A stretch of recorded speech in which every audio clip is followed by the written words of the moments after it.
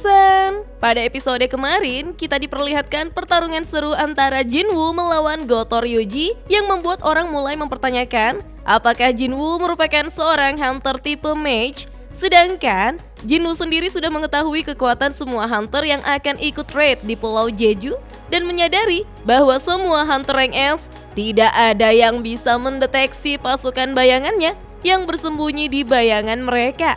Apakah Jinwoo akan ikut dalam raid di Pulau Jeju, Minasan? Sebelum saya lanjut, jangan lupa like, komen, dan subscribe ya. Oh iya, siapa tahu ada yang ingin berdonasi? Silakan klik link Saweria yang ada di deskripsi ya. Di kantor Guild White Tiger, Baek Yeon-woo terlihat sedang duduk termenung di ruangannya memikirkan Jinwoo. Apakah memang ia adalah seorang yang bisa terus menjadi lebih kuat? Baek Yeon-woo penasaran sudah seberapa hebatkah Jinwoo? Baek Yeon-woo sadar bahwa mencoba merekrut Jinwoo adalah usaha yang sia-sia.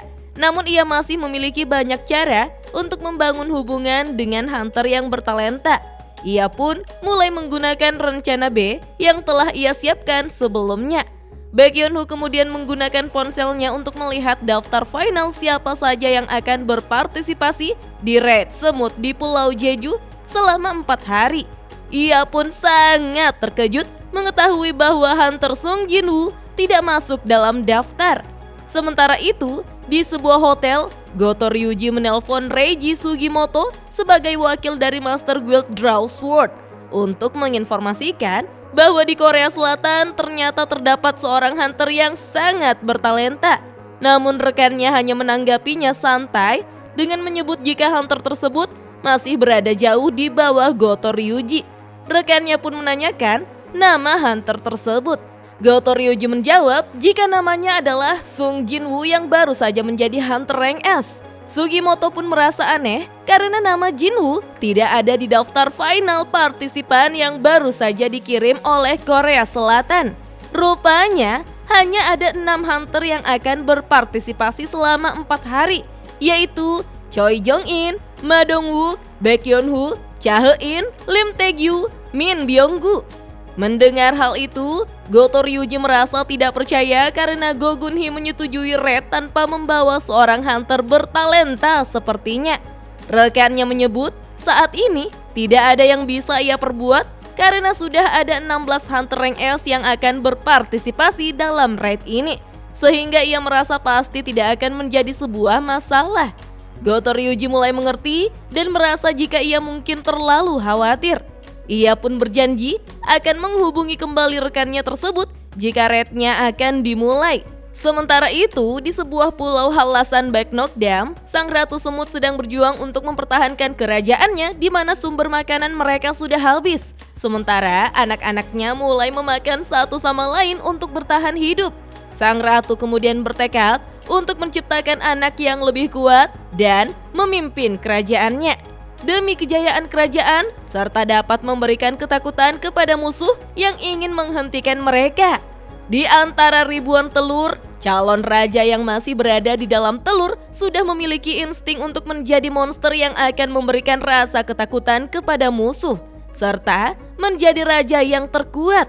Perlahan-lahan telur mulai menetas, lalu sebuah lengan monster mulai keluar dari cangkangnya. Akhirnya, sang raja semut telah terlahir dengan aura energi yang sangat mengerikan hingga membuat ledakan gelombang energi di seluruh pulau tersebut. Beralih ke apartemen tempat tinggal Jinwoo, Jinwoo merasa agak kesal karena adiknya tidak bisa membersihkan ruangan apartemennya yang berantakan dan kotor.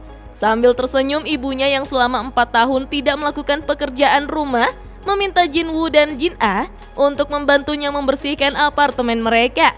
Mereka pun terlihat senang bekerja sama membersihkan ruangan yang kotor dan berantakan. Sambil memegang foto keluarga, ibunya kemudian bertanya apakah Jinwoo pernah mendengar berita tentang ayah mereka saat ia terkena penyakit tidur abadi. Jinwoo yang tampak sedih menjawab jika ia tidak pernah mendengar kabar dari ayah mereka. Ia pun tidak berani untuk berkata jujur kepada ibunya bahwa ia berprofesi sebagai seorang hunter sama seperti ayah mereka. Ternyata ada sebuah alasan kenapa ibunya tidak ingin pindah dari apartemennya. Meskipun Jinwoo sudah bisa mendapatkan banyak uang, itu karena ibunya masih menunggu kedatangan ayah mereka yang telah menghilang. Ibu Jinwoo berharap ayahnya akan kembali ke apartemen mereka. Dan itulah alasan mengapa Jinwoo tidak ikut raid di Pulau Jeju. Jinwoo berpikir bahwa ibunya masih sangat membutuhkannya. Kemudian, sebuah stasiun televisi sedang menyiarkan berita tentang fenomena monster semut yang telah berevolusi, di mana setiap ada pasukan baru yang lahir, mereka akan mendominasi sarang pasukannya. Pembaca berita menunjukkan sebuah gambar semut yang telah berevolusi tahap 1 atau 2, yang awalnya mereka berperilaku seperti semut biasa, yang berkerumun di lantai dengan perbedaan kekuatan. Namun pada gambar yang lain saat semut sudah berada di evolusi tahap ketiga, pasukan semut sekarang sudah bisa berjalan tegak, lebih seperti manusia dan juga lebih gesit karena kepalanya sudah menjadi lebih kecil. Selain itu, mereka bisa menggunakan 4 kaki mereka layaknya seperti tangan. Dan hanya dalam waktu 2 tahun, mereka sudah bisa berubah secara dramatis. Pembaca berita kemudian menunjukkan gambar terbaru monster semut yang menyebabkan sedikit kerusakan di Jepang. Evolusi terbaru membuat mereka sedikit menyerupai manusia dan mempunyai sayap di belakang mereka sehingga membuat mereka bisa terbang.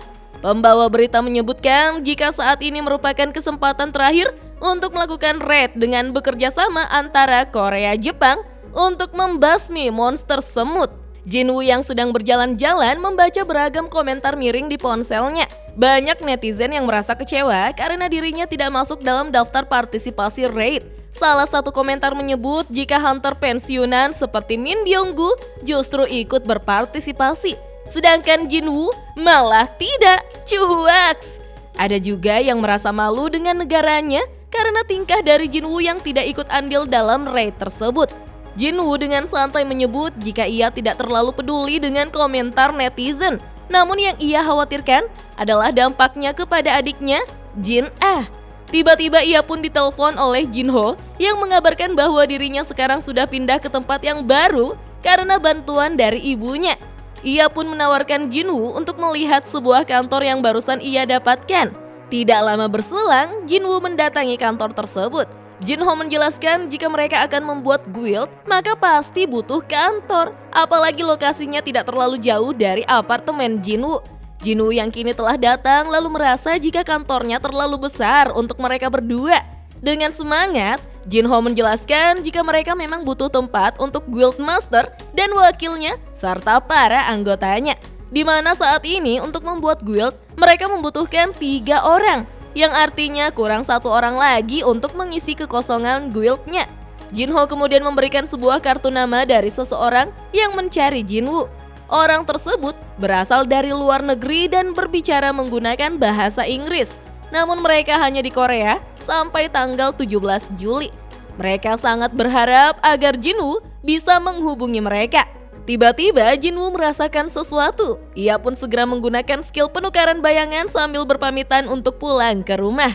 Jinho pun terkejut karena dalam sekejap Jinwoo sudah menghilang, berpindah ke suatu tempat dan digantikan oleh bayangan. Di sebuah gang sepi terlihat seorang wanita yang sedang diancam oleh seorang pria yang menodongkan pisau ke lehernya. Wanita itu menangis dengan tubuh gemetar meminta agar ia tidak dibunuh.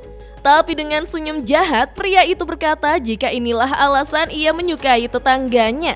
Namun dari arah belakang, Jinwoo menimbrung bahwa ia juga suka tetangganya. Jinwoo pun menatap tajam pria itu, menanyakan mengapa pria tersebut melakukan hal semacam ini. Sambil tersenyum, pria tersebut menjawab bahwa ini sangat menyenangkan. Dengan menyeramkan, pria tersebut menyerang ke arah Jinwoo menggunakan pisaunya. Berkali-kali pria itu menikam perut Jinwoo dengan mengatakan, ketika pria itu melihat sesuatu yang lebih lemah darinya, maka ia sungguh ingin menghancurkannya.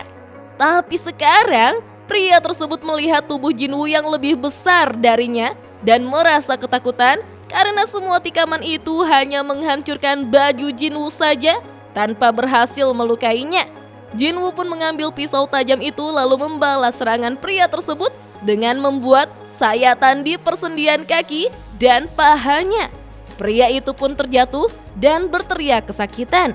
Jinwoo yang kesal menyuruh pria tersebut untuk segera kembali ke rumahnya. Sementara, Perempuan yang menjadi korban sudah berlari ketakutan. Jinwoo pun menatapnya sangat menyeramkan lalu berkata, "Sebelum tengah malam, persiapkanlah dirimu, itu pun jika kau masih ingin tetap hidup." Membuat pria tersebut sampai pingsan karena ketakutan. Sementara bayangan High Orc sudah bersamanya. Jinwoo berbicara dalam hati, jika bajingan ini tidak bangun sebelum tengah malam, maka dia akan dibunuh. Jinwoo berharap dia tetap hidup karena ia juga tidak yakin seberapa sabar bayangan High Orc itu. Dan inilah dia hari di mana raid di Pulau Jeju dimulai. Sebuah helikopter yang membawa hunter terbang mendekati Pulau Jeju. Terlihat Goto Ryuji sedang duduk sambil menatap ponselnya. Tangannya sampai gemetar dengan bekas luka dari pertarungannya melawan Jinwoo. Rupanya Goto masih merasakan sebuah sensasi yang mengerikan, mirip seperti kematian ketika berhadapan dengan Jinwoo. Ia pun tidak percaya karena menjadi orang yang lebih lemah dari sebelumnya. Kita pun diperlihatkan para armada kapal dengan jumlah yang besar mulai berlayar di pantai laut Cina dan pantai laut Taiwan. Sedangkan di sekitar Pulau Jeju ada 2 kapal destroyer KDX-3, 2 kapal destroyer KDX-4, 4 kapal destroyer DDH-974, 1 kapal destroyer DDH-971, dan 12 kapal pengawal. Semuanya dikerahkan ke dekat bagian utara Pulau Jeju. Sementara itu, Park Jong-soo sebagai master dari Guild Knight mencoba meyakinkan anggotanya agar mereka tidak usah gelisah dan takut karena monster semut bisa mendeteksi ketakutan, sehingga bisa menyerang mereka duluan jika mereka tidak menghilangkan rasa takutnya. Di atas kapal dengan penuh semangat, para hunter Guild Knights sudah bersiap-siap untuk menghadapi monster semut yang terbang ke arah mereka. Jung Yeon-tae lalu berteriak bahwa ia akan mengikuti masternya itu kemanapun ia pergi. Kemudian Ma Dong-wook, Guild Master di Guild Fame, juga sedang memberikan arahan kepada anggotanya untuk menjaga pertahanan belakang mereka. Wakilnya bertanya, apa yang harus ia lakukan? Orang-orang mengisi pertahanan sudah siap. Ma Dong-wook menjawab jika ia hanya perlu memberinya beberapa pelatihan, karena Guild Fame sudah besar sampai sekarang dan sangat mengapresiasi wakilnya karena telah banyak memberikan kontribusi baik di dalam maupun di luar guild sambil mengusap rambut wakilnya. Tetapi wakilnya memohon agar Ma Dong-wook bisa kembali pulang dengan selamat. Ma Dong-wook pun pergi meninggalkan Guild Fame. Lalu, Lim Tae-gyu, Master Guild Trapper tampak marah mengetahui jika anggota guildnya yaitu Lee Min-sung berada di sekitar spot area yang kemungkinan menjadi area serangan para monster semut. Ia pun menyuruh untuk segera memindahkan Lee Min-sung ke posisi belakang secepatnya. Karena menurutnya, Lee Min-sung sangat berharga karena orang tuanya wakil dari perusahaan yang mendanai asosiasi hunter. Tae-gyu lalu meminta Lee Min-sung untuk menyamar dan tetap bersembunyi secepatnya. Ternyata, para hunter dari setiap guild yang di-request oleh asosiasi hunter sedang mempersiapkan diri dan menuju ke Korea Selatan. Tampak Lee Min-sung anggota Guild Reapers yang memanfaatkan situasi untuk melakukan jumpa pers bersama wartawan demi mendapatkan pujian. Di sisi lain, Son Ki-ho yang memimpin Attack Force Team B Guild Hunters terlihat sudah bersiap-siap bersama para anggotanya. Karena jika raid di Pulau Jeju berhasil, mereka tidak ingin membiarkan ada semut yang lolos dan menyerang pulau utama. Setiap pasukan pertahanan terdiri dari hunter rank B yang memimpin 3 hunter rank C dan ditambah 10 hunter rank D. Kita pun diperlihatkan Guild White Tigers yang sudah mempersiapkan anggota guildnya untuk berjaga-jaga di sekitar kota. Ada juga beberapa pensiunan hunter dan hunter yang gagal reawakening yang membantu pertahanan di kota, seperti Lee Jo-hee rank B dan Song Chi-yul rank C. Totalnya para hunter yang berjaga ada sekitar 5.000, walaupun mereka hanya 1/10 dari semua orang yang sudah awakening di negara Korea. Kemudian di dalam helikopter yang menuju ke Pulau Jeju, seorang kameramen tampak santai memperkenalkan dirinya yang berasal dari kantor siaran resmi Hunter Pusat. Ternyata dia adalah seorang yang spesialis di film Hunter. Ia menjelaskan bahwa raid kali ini akan disiarkan langsung di televisi. dan memberitahukan kepada para hunter yang akan melakukan penyerangan untuk tidak perlu khawatir jika mereka membuat kesalahan. Karena selama siaran berlangsung, ada delay 10 detik. Jadi dalam waktu itu, tim editing bisa memotong part yang tidak sesuai. Namun, Baekhyunwoo merasa tidak percaya bahwa ada kameramen yang juga dikerahkan ke tempat berbahaya seperti ini. Ia bertanya-tanya, sebenarnya apa yang sedang dipikirkan oleh Go Gun-hee? Sambil tersenyum, Ma Dong-wook menyebut, jika tugas yang mereka lakukan saat ini adalah untuk melindungi orang-orang sebagai seorang hunter.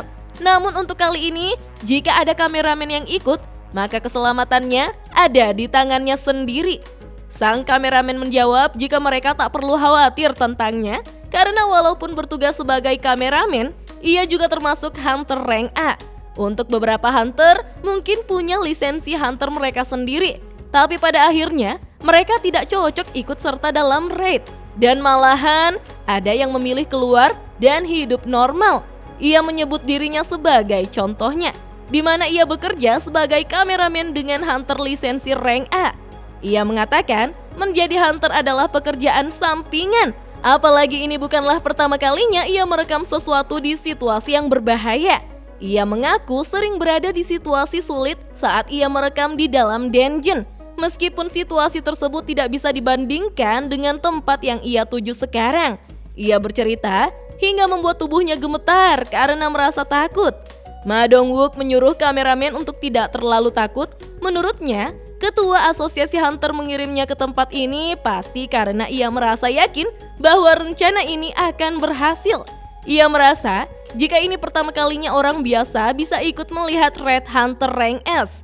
Setelah gagal 3 kali raid di Pulau Jeju, orang-orang menginginkan pembalasan ke Pulau Jeju. Jadi ia berharap bisa menyelesaikannya. Namun Baekhyunwoo masih terlihat agak ragu. Ia takut jika mereka gagal maka akan berdampak buruk kepada Korea. Karena menurutnya saat ini mereka sedang membutuhkan sosok pahlawan.